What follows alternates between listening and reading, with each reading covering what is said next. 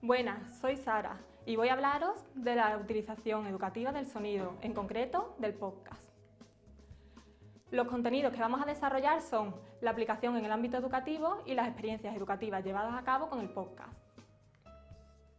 Un podcast de calidad requiere contenidos de calidad, textos apropiados, sonidos y música apropiados y una voz de locutor adecuada con una narración clara.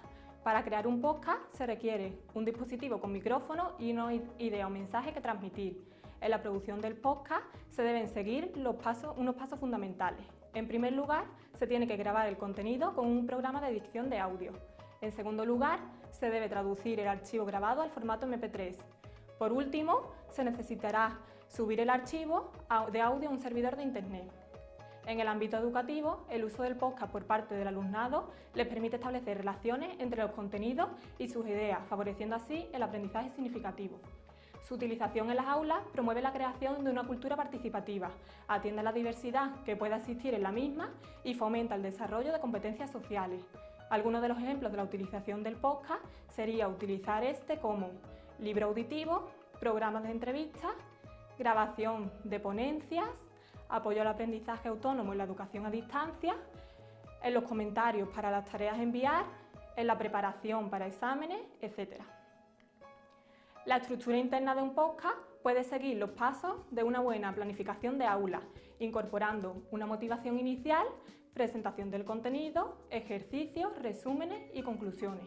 La narración debe estar construida con frases simples, dar el mensaje principal primero, utilizar metáforas e imágenes y emplear un lenguaje coloquial. También se puede invitar al oyente a participar, incluyendo pausas dentro del podcast, para confeccionar preguntas. La duración de un podcast no suele superar los 10 minutos. Las primeras experiencias de integración del podcast en el ámbito educativo comenzaron casi simultáneamente al diseño del podcast como servicio. La primera experiencia se desarrolló en el año 2004 en una universidad de Osaka, Japón, en la que se utilizó el podcast para la enseñanza del inglés como lengua extranjera. Se distribuyeron archivos de audio para que los alumnos pudieran utilizarlos en casa o durante el camino a la universidad, buscando con ello proporcionarles ayuda para que pudiesen aprender inglés de una manera más eficiente. Ese mismo año, en Estados Unidos, una universidad utilizó los iPods para que los estudiantes creasen o grabasen clases, discusiones, entrevistas y presentaciones y subiesen los archivos de audio e imagen a un espacio de uso compartido.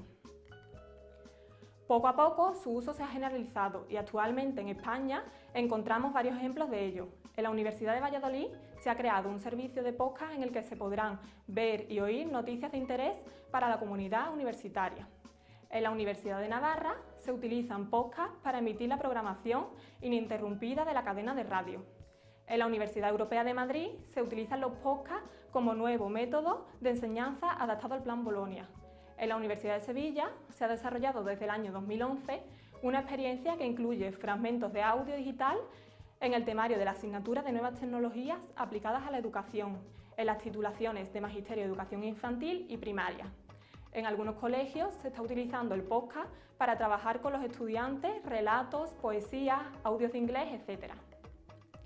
El uso de los podcasts no está restringido a determinadas áreas académicas, sino que puede emplearse en prácticamente todas las disciplinas, en los procesos de enseñanza y aprendizaje.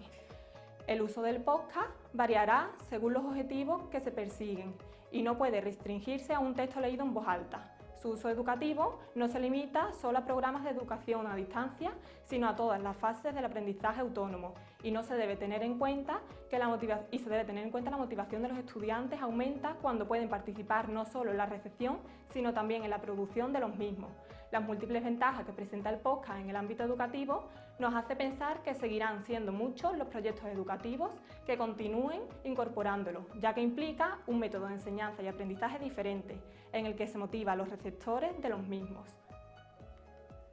Esperamos que la aplicación y las experiencias educativas llevadas a cabo con el podcast os hayan resultado de interés.